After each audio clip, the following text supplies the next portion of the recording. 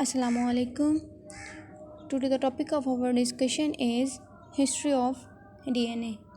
चूँकि DNA हम जानते हैं डीऑक्सीराइबोन्यूक्लिक एसिड, जो लेटेस्ट हमारे पास जो मॉडल है DNA का वो स्टडी के लिए वो हमारे पास विल्सन और क्रिक का है, जो कि बहुत ज़्यादा पॉपुलर हुआ। ये वाहिद ऐसा मॉडल था जिसे सबसे ज़्यादा पॉपुलैरिटी मिली, जो स्टिल अभी तक हम उसकी स्टडी कर रहे हैं। तो ये हमारे तक काफ़ी ज़्यादा साइंटिस्ट ने स्टडी की, इसके ऊपर रिसर्चेस की, और फिर हम अब जो है DNA को इतनी डीपली स्टडी कर सकते हैं। तो ये किस तरह से पॉसिबल हुआ, चलें स्टार्ट करते हैं। तो सबसे पहले जो इसकी स्टडी की थी वो था हमारे पास जो साइंटिस्ट था फ्रीडरिश मिस्चर था। एक 22 ईयर ओल्ड लड़का था। इसने जब स्टडी स्टार्ट की थी बैचलर के बाद, इसने स्टडी स्टार्ट की थी रिसर्च की तरफ। ये बैचलर के बाद गया था, तो इसके ज़्यादा इंटरेस्ट जो था वो रिसर्च की तरफ था। तो रिसर्च को लेके ये जापान चला गया। तो जापान में जब ये गए तो उधर क्या था, उधर एक लेबॉर्ट्री थी फेलिक्स होप सेलर के नाम से। तो उधर लेबॉर्ट्री में काम करने के लिए चले गए। तो वहाँ पे उस टाइम जो काम चल रहा था वो टिश्यू केमिस्ट्री पे काम चल रहा था। तो उधर साइंटिस्ट क्या कर रहे थे कि टिश्यूज़ को लेते थे, उनमें से डिफरेंट कंपोनेंट्स को डिफरेंट कंपाउंड्स को सेपरेट करते थे और उसको स्टडी करते थे। तो इसे जो काम मिला, इसे मिला वाइट ब्लड सेल्स को आइसोलेट करना। इसे कहा गया कि आपने डिफरेंट टिश्यूज़ लेने हैं, डिफरेंटली लिम्फ लैंड के टिश्यूज़ में से वाइट ब्लड सेल्स को सेपरेट करना है। तब कोई इतनी खास टेक्नोलॉजी नहीं थी, जिस वजह से ये बहुत मुश्किल काम था। तो उसने क्या किया कि उसके जो करीबी जो हॉस्पिटल था उधर से वो उधर जाता और वहाँ से बैंडेजेस इकट्ठे करता। तब बहुत ज़्यादा वार का सीज़न चल रहा था, तो काफ़ी ज़्यादा पेशेंट आते थे। तो उनके पस सेल्स में से ये वाइट ब्लड सेल्स को सेपरेट करता था।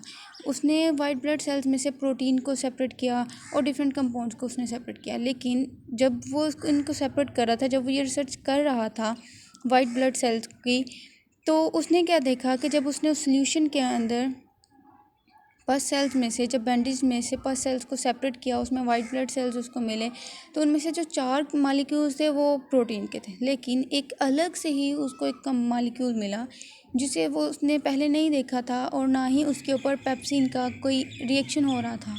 पेप्सिन एक एंजाइम है जो प्रोटीन को किल करता है, जो प्रोटीन को ख़त्म करता है। उसने उसको भी यूज़ करके देखा कि क्या ये प्रोटीन है, किसी दूसरे टाइप की प्रोटीन है, तो वो पेप्सिन से किल हो जाएगी।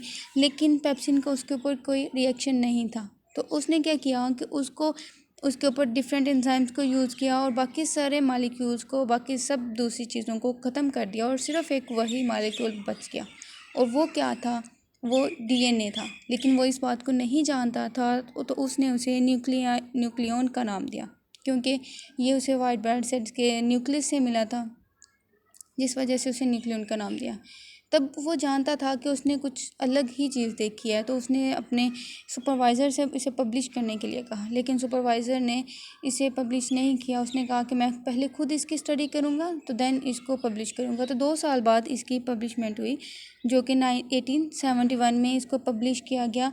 उसके बाद इसने अपनी सारी लाइफ इसी न्यूक्लियन के ऊपर रिसर्च की, लेकिन उसे कुछ हासिल नहीं हुआ, कुछ ज़्यादा से नहीं मिला, और इवन कि उसकी डेथ हो गई। उसके बाद उसी का स्टूडेंट जो था अल्तमान, वो 1889 में उसने इसी को न्यूक्लिक एसिड का नाम दिया, इसी न्यूक्लियन को न्यूक्लिक एसिड का नाम दिया। उसके बाद काफ़ी ज़्यादा रिसर्चेज हुई, और फिर आफ्टर 40 ईयर्स ए कोसलैंड ने न्यूक्लिक एसिड को हाइड्रोलाइसिस करवाया। जब उसने हाइड्रोलाइसिस करवाया तो उसने क्या कहा कि इसके अंदर 4 नाइट्रोजन कंटेनिंग कंपाउंड्स हैं। 4 नाइट्रोजन कंटेनिंग कंपाउंड्स के ऊपर से मिल के DNA बना होता है, और वो कौन कौन सी हैं, एडेनिन, गुआनिन, साइटोसिन और थायमिन। इन सब को उसने कलेक्टिवली नाइट्रोजन बेसिस कहा। और इसकी इस रिसर्च पे, इस वर्क के ऊपर उसे 1970 में नोबेल प्राइज़ भी दिया गया। उसके बाद आता है